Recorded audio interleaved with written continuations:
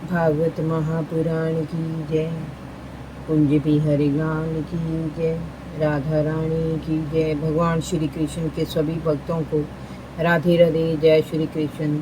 आज मैं आपको सुनाऊंगी भागवत महापुराण में तीसरे स्कंद में 33वां अध्याय, देवहूति को तत्व ज्ञान एवं मोक्ष पद की प्राप्ति। मैत्रेय जी ने कहा, विदुर जी, श्री कपिल भगवान के वचन सुनकर देवहूति के मोह का पर्दा हट गया। उन्होंने श्री कपिल जी को प्रणाम किया और कहा, पुत्र, मेरे पति महर्षि कर्दम जी ने कहा था कि मेरी कोख से समय भगवान श्री हरि का जन्म होगा। आज तुम्हारे तार्किक वचनों को सुनकर मुझे विश्वास हो गया है कि मेरे पति ने सत्य ही कहा था। तुम वास्तव में श्री हरि के ही अंश अवतार हो। मैं तुम्हें बार बार नमन करती हूँ। तुम ही इस सृष्टि के नियंता हो। ब्रह्मा जी का जन्म तुम्हारे ही नाभि कमल से हुआ था। तुम ही पूर्ण निष्क्रिय सत्य स्वरूप संपूर्ण जीवों के प्रभु तथा मह सहरत्नों शक्तियों से संपन्न हो। हे प्रभु, तुम्हारी ये कैसी लीला है कि जिनके उदर में प्रलय काल आने पर सारी सृष्टि लीन हो जाती है, उन्हीं मैंने अपने गर्भ में 9 माह तक धारण किया। आप पापियों के दमन और अपने भक्तों तथा धर्म की रक्षा के लिए स्वे इच्छा से ही देह धारण करते हैं।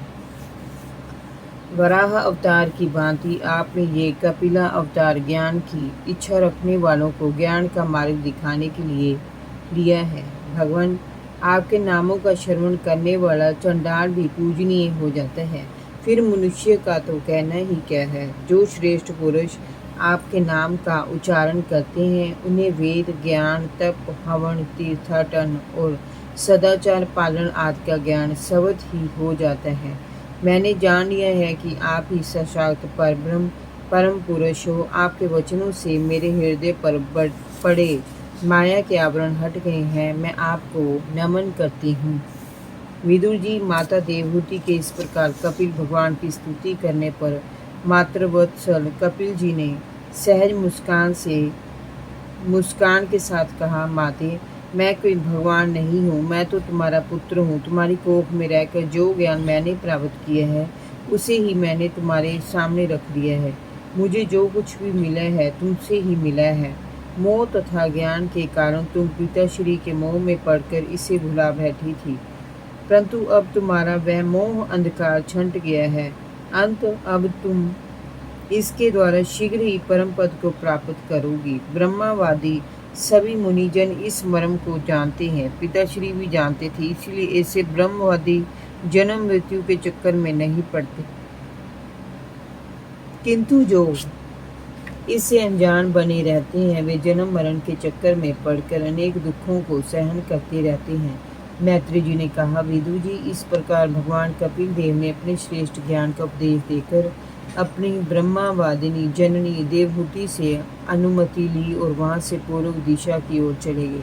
तब देवहूति भी सरस्वती के तट पर योगाभ्यास करती हुई समाधिस्थ हो गई।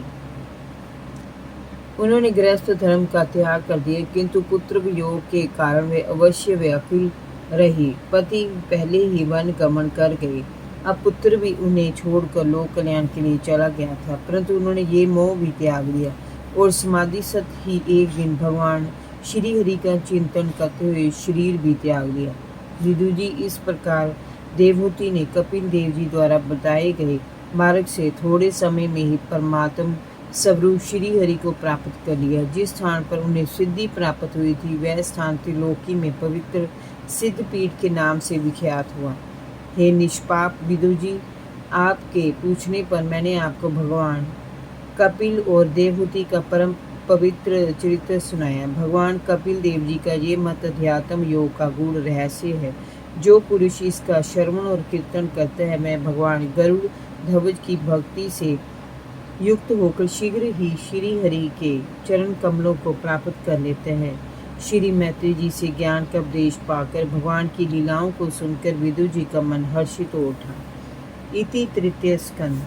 हरि ओम तत्सत। भगवान श्री कृष्ण के सभी भक्तों को राधे राधे, जय श्री कृष्ण।